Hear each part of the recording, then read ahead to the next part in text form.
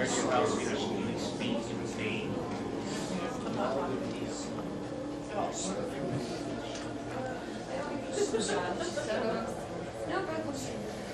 like he's gonna cry.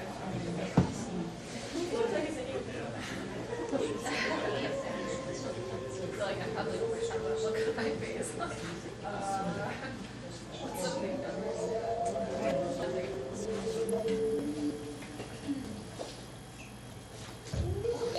Alright, start back here. I'm going to be reading Yuki Onna, translated by Lakadio Hearn. It's a Japanese tale that he was told. In the village of Musashi Province, there lived two woodcutters, Mosaku and Minokichi. At the time of which I am speaking, Mosaku was an old man, and Minokichi, his apprentice, was a lad of 18 years. Every day they went together to a forest situated about 5 miles from their village. On the way to the forest, there's a wide river cross, and there is a ferry boat. Several times the bridge was built where the ferry is, but the bridge was each time carried away by a flood. No common bridge can resist the current there when the river rises.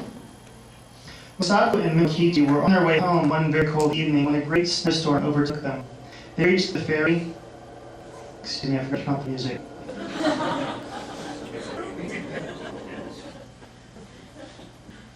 Maybe I should have left it on. They reached the ferry and they found that the boatman had gone away, leaving his boat on the other side of the river. It was no day for swimming, and the woodcutters took shelter in the ferryman's hut, thinking themselves lucky to find any shelter at all. There was no fire in the hut, nor any place in which to make a fire. It was only a two-mat hut with a single door but no window. Mosaku and Minokichi fastened the door and lay down to rest, with their straw raincoats over them. At first they did not feel very cold, and they thought the storm would soon be over. The old man almost immediately fell asleep, but the boy, Minokichi, lay awake a long time, listening to the awful wind and the continual slashing of the snow against the door. The river was roaring, and the hut swayed and creaked like a boat at sea. It was a terrible storm, and the air was every moment becoming colder, and Minokichi shivered under his raincoat, but at last, in spite of the cold, he too fell asleep. He was awakened by a showering of snow in his face. The door of the hut had been forced open, and by the snowlight he saw a woman in the room, a woman all in white. She was bending above Mosaku and blowing her breath upon him. Her breath was like a bright white smoke. Almost in the same moment she turned to Minokichi and stooped over him. He tried to cry out, but found that he could not utter any sound. The white woman bent down over him, lower and lower, until her face almost touched him. And he saw that she was very beautiful, though her eyes made him afraid. For a little time she continued to look at him, then she smiled and she whispered, "I intended to treat you like the other men, but I could not help feeling some pity for you because you were so young. You are a pretty boy, Minokichi, and I will not hurt you now. If you ever tell anybody, even your own mother, about what you have seen this night, I shall know it, and then I will kill you. Remember what I say." With these words, he turned from him and passed through the doorway. Then he found himself able to move, and he sprang up and looked out, but the woman was nowhere to be seen, and the snow was driving furiously into the hut. Minokichi closed the door and secured it by fixing several billets of wood against it. He wondered if the wind had blown it open. He thought that he might have been only dreaming, and might have mistaken the gleam of snowlight in the doorway for the figure of a white woman. But he could not be sure. He called to Mosaku, and was frightened because the old man did not answer. He put out his hand in the dark and touched Mosaku's face and found that it was ice. Mosaku was dead. By dawn, the storm was over, and when the ferryman returned to his station a little after sunrise, he found Minokichi lying senseless beside the frozen body of Mosaku. Minokichi was promptly cared for and soon came to himself, but he remained a long time ill from the effects of the cold of that terrible night. He'd been greatly frightened also by the old man's death, but he said nothing about the vision of the woman in white. As soon as he got well again, he returned to his calling, going alone every morning to the forest and coming back at nightfall with his bundles of wood, which his mother helped him to sell. One evening, in the winter of the following year, as he was on his way home, he overtook a girl who happened to be traveling by the same road. She was a tall, slim girl, very good-looking, and she answered Minokichi's greeting in a voice as pleasant to the ear as the voice of a songbird. Wonder who this may be. He walked beside her, and they began to talk. The girl said her name was Oyuki, that she had lately lost both of her parents, and that she was going to Yedo, where she happened to have some poor relations who might help her find a situation as a servant. Minokichi soon felt charmed by the strange girl, and the more he looked at her, the handsomer she appeared to be. He asked her whether she was yet betrothed, and she answered laughingly that she was free. Then, in her turn, she asked Minokichi whether he was married, or pledged to marry, and he told her that although he had only a widowed mother to support, the question of an honorable daughter-in-law had not yet been considered, as he was very young. After these confidences, they walked on for a long while without speaking, but as the proverb declares, When the witch is there, the eyes can say as much as the mouth. By the time they reached the village, they had become very much pleased with each other, and then Minokichi asked Oyuki to rest at his house. After some shy hesitation, she went there with him, and his mother made her welcome and prepared a warm meal for her. Oyuki behaved so nicely that Minokichi's mother took a sudden fancy to her and persuaded her to delay her journey to Yedo. And the natural end of the matter was that Yuki never went to Yedo at all. She remained in the home as an honorable daughter-in-law. Oyuki proved a very good daughter-in-law. When Minokichi's mother came to die, some 5 years later, her last words were words of affection and praise for the wife of her son. And Oyuki bore Minokichi 10 children, boys and girls, handsome children, all of them, and very fair skin. The country folk thought Oyuki a wonderful person, by nature different from themselves. Most of the peasant women aged early. But Oyuki, even after having become mother of 10 children, looked as young and fresh as on a day when she first came to the village. One night after the children had gone to sleep, Oyuki was sewing by the light of a paper lamp, and Minokichi, watching her, said, "To see you sewing there with the light on your face makes me think of a strange thing that happened when I was a lad of 18. I then saw somebody as beautiful and white as you are now. Indeed, she was very like you." Without lifting her eyes from her work, Oyuki responded, "Tell me about her. Where did you see her?" Then Minokichi told her about the terrible night in the ferryman's hut, and about the white woman that had stopped above him, smiling and whispering, and about the silent death of old Osaku. And he said, "Asleep or awake, that was the only time I saw a being as beautiful as you. Of course, she was not a human being, and I was afraid of her, very much afraid. But she said she was so white, Indeed, I've never been sure whether it was a dream I saw or the woman of the snow." Oyuki flung down her sewing and rose and bowed above Minokichi where he sat and shrieked into his face, "It was I, Yuki, it was. And I told you that I would kill you if you ever said one word of it. But for the children asleep there, I would kill you this moment. And now you better take very, very good care of them, for if ever they have reason to complain of you, I will treat you as you deserve."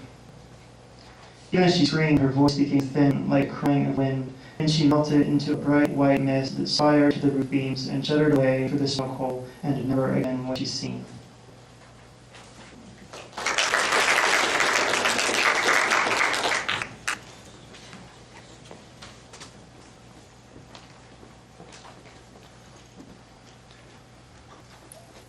Hello, I'm Suzanne Russ, and I'm going to read The Raven by Edgar Allan Poe.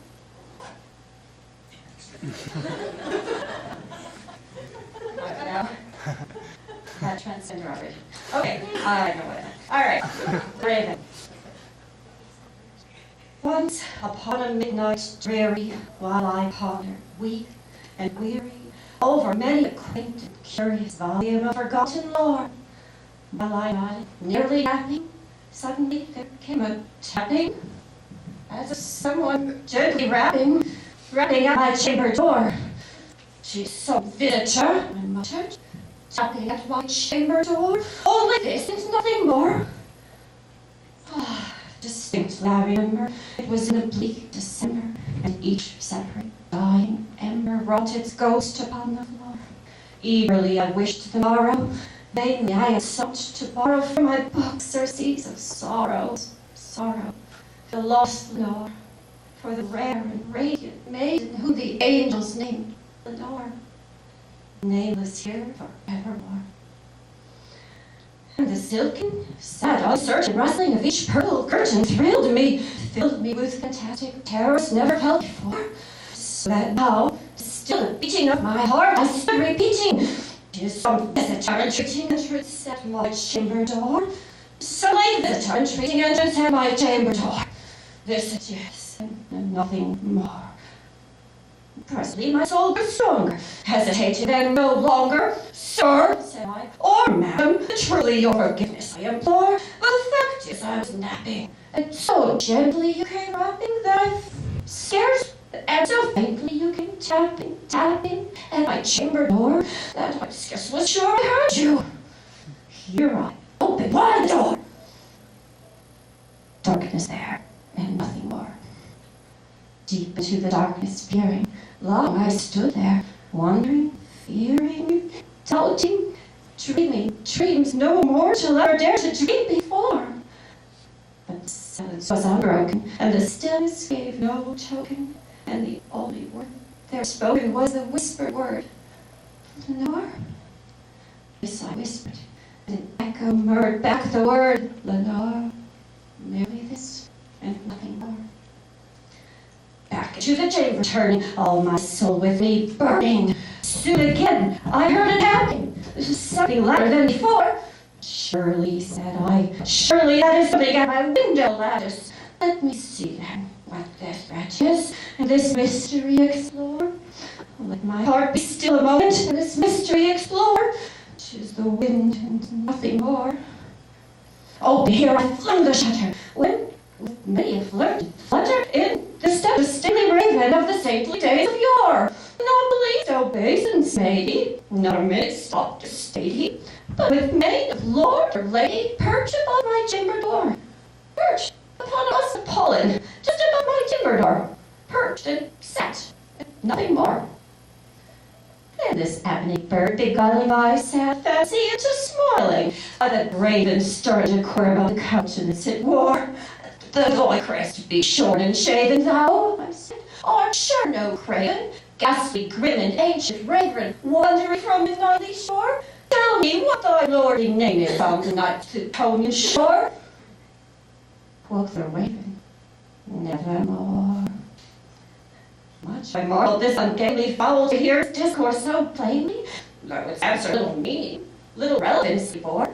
For we cannot help agreeing that no living human being ever yet was less with seeing bird above his chamber door, bird or beast upon a sculptured wrist above the chamber door, with such name as Nevermore. But the raven, sitting lowly on that placid bust, spoke only that one word. And if his soul in that one word he did outpour, nothing further than he uttered, not better than he fluttered, till I scarcely more than muttered, all the friends have flown before, on the morrow you will leave me, as my hopes have flown before. Then the bird said, nevermore. Startled at the stillness broken by a reply so aptly spoken, doubtless, said I, what it utters is its only stop to stop, called for some unhappy master, whom unmerciful disaster followed fast and followed faster, till his songs one burden bore, till the dirges of his house that melancholy burden bore, but nevermore. But the raven still beguiling all my soul into smiling, straight I wheeled a cushioned seat in front of bird and gods and dwarf. Then, upon the velvet sinking, I betook myself to thinking. Fancy unto fancy, thinking what this ominous bird of yore, what this grim, ungainly, ghastly, gaunt, and ominous bird of yore meant in croaking nevermore. Thus I sat, engaged in guessing, but no syllable expressing to the fowl, whose fiery eyes now burned into my bosom's core. Listen more, I sat dining, with my head at ease, reclining on the cushion's velvet lining that the lamplight gloated o'er. But his velvet violet lining with the lamplight gloated o'er, she shall press, oh, nevermore. Then methought the air grew denser, perfume, with an unseen censer, swung by seraphim whose footfalls tinkled on a tufted floor. Wretch, I cried, thy God hath led thee, by these angels he has sent thee respite, rest independent from the memories of Lenore. Quaff that kind defending, and forget this lost Lenore. Quoth the raven, nevermore. Prophet, I said, thing of evil, prophet, stealeth bird or devil, whether tempter set or whether tempest tossed thee here ashore, desolate, yet all undaunted, on this desert land enchanted, on the home and horror haunted, tell me truly, I implore, is there balm in Gilead? Tell me, I implore. Quoth the raven, nevermore. Prophet, said I, thing of evil, prophet, still bird or devil, by that heaven that bends above us, by that God we both adore, tell this soul with sorrow laden, if within the distant Eden it shall clasp a sainted maiden whom the angels call Lenore, clasp a rare and radiant maiden whom the angels sing Lenore. Quoth the raven, nevermore. Be that were a sight of parting bird or fiend, I shrieked, I'm sorry to kick thee back into the tempest and not Plutonia's shore. Leave no black plume as a token of that lie. My soul has spoken. Leave my loneliness unbroken. Quit the bust above my door. Take thy beak out from my heart, and take thy form from off my door. Quoth the raven, nevermore. And the raven, never flitting, still is sitting on the pallid bust that passed just above my chamber door. And his eyes have all the seeing of demons that is dreaming, and the lamplight o'er him streaming throws its shadow on the floor. And my soul from out that shadow that lies floating on the floor shall be lifted nevermore.